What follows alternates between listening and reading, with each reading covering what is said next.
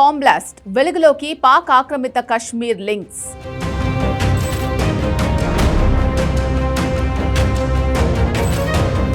Delhi to Kashmir comments repeat. PoK విలీనం demand.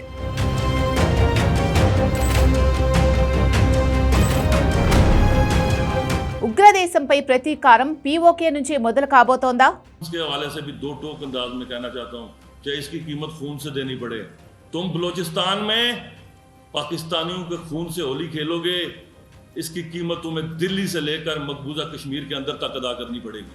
और जो हिस्सा इसमें कश्मीरी मुजाहिदीन का है, इंशाअल्लाह ताला वो पहले भी अदा करते रहे और आप पूरी कुव्वत और पूरी जुर्रत से अदा करेंगे. तुमसे जो होता है कर लो. ఇతడి పేరు అన్వరుల్ హక్. 3 రోజుల క్రితం వరకు పీఓకే పీఎం.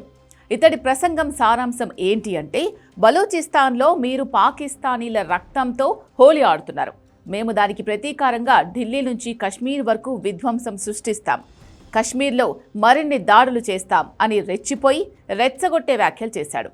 అక్కడితో ఆగలేదు. పాకిస్తాన్లోకి వచ్చే ధైర్యం ఇండియాకు లేదని, పాకిస్తాన్ న్యూక్లియర్ పవర్ కంట్రీ అని గుర్తుంచుకోవాలి అంటూ భారత్నే హెచ్చరించాడు. అయితే ఈ వ్యాఖ్యలు ఇప్పుడు చేసినవి కావు. పహల్గాం ఉగ్రదాడి జరిగిన 3 రోజుల తర్వాత చేసినవి. ఢిల్లీ బాంబ్ బ్లాస్ట్ వేళ మరోసారి అన్వరుల్ హక్ రెచ్చిపోయాడు. इस खाकसार के पहले जुमले पर ये जुमले तब्दील हुए और रिकॉर्डर ने ये बात सुनी, तारीख ने, कि मैंने ये कहा कश्मीर हाउस में बैठ के कि अगर नहीं बाज आओगे बलोचिस्तान को ब्लीड करने से तो लाल किले से लेकर कश्मीर के जंगलों तक तुम्हें घुस के मारेंगे. బలూచిస్తాన్లో అశాంతిని రేకెత్తిస్తే తాము ఎర్రకోట నుంచి కశ్మీర్ అడవుల వరకు దాడి చేస్తామని ముందే చెప్పామని, అల్లా దయతో తాము దీనిని చేసి చూపామని వ్యాఖ్యానించాడు. తద్వారా ఢిల్లీ బాంబ్ బ్లాస్ట్ తమ పనే అని అంగీకరించాడు. నిజమేంటంటే, ఢిల్లీ బాంబ్ బ్లాస్ట్ వెనుక పీఓకే లింక్స్ కూడా బయటపడుతున్నాయి.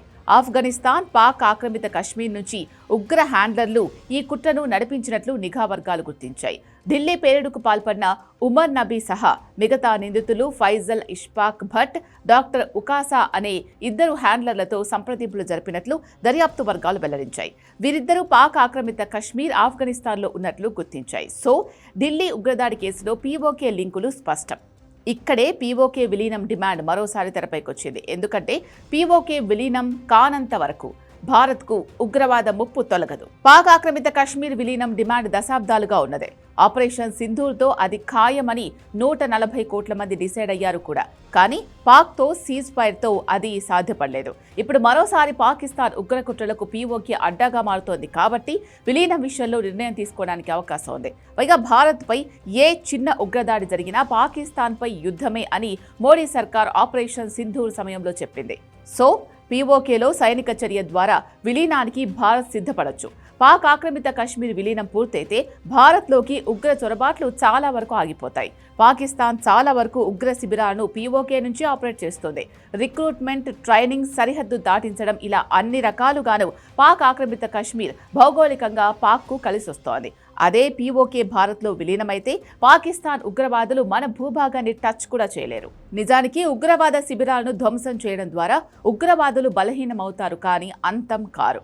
శిబిరాలు ధ్వంసమైనా వారు కొత్త ప్రదేశాల్లో మళ్లీ స్థావరాలు ఏర్పాటు చేసుకుంటారు, లేకపోతే రహస్య స్థావరాలకు మారుతారు. పైగా ఈ ఉగ్ర సంస్థలకు పాక్ సైన్యం, ఐఎస్ఐ నుంచి నిధులు, ట్రైనింగ్, రాజకీయంగా మద్దతుంటుంది. కాబట్టి కొత్త శిబిరాల ఏర్పాటుకు ఎంతో కాలం పట్టకపోవచ్చు. ఆపరేషన్ సింధూర్ ముగిసిన 6 నెలల్లోనే పూర్తి స్థాయి నెట్వర్క్తో ఢిల్లీలో దాడి చేశారంటేనే వాళ్ళు ఎంత వేగంగా పుంజుకుంటున్నారో అర్థం చేసుకోవచ్చు. మళ్లీ అలా జరగొద్దు అంటే పీఓకే భారత్లో విలీనం జరిగి తీరాల్సిందే. ఆపరేషన్ సింధూర్ సమయంలో పీఓకేను విలీనం చేసుకోవడం వెలితిగా మిగిలిపోయింది. అంది వచ్చిన అవకాశాన్ని మోడీ సర్కార్ జార విడుచుకుంది అన్న విమర్శలు వినిపించాయి. కాబట్టి ఢిల్లీ ఉగ్రదాడి లింకులు బయటపడిన ఈ సమయం పీఓకే విలీనానికి అద్భుతమైన అవకాశంగా భావించవచ్చు.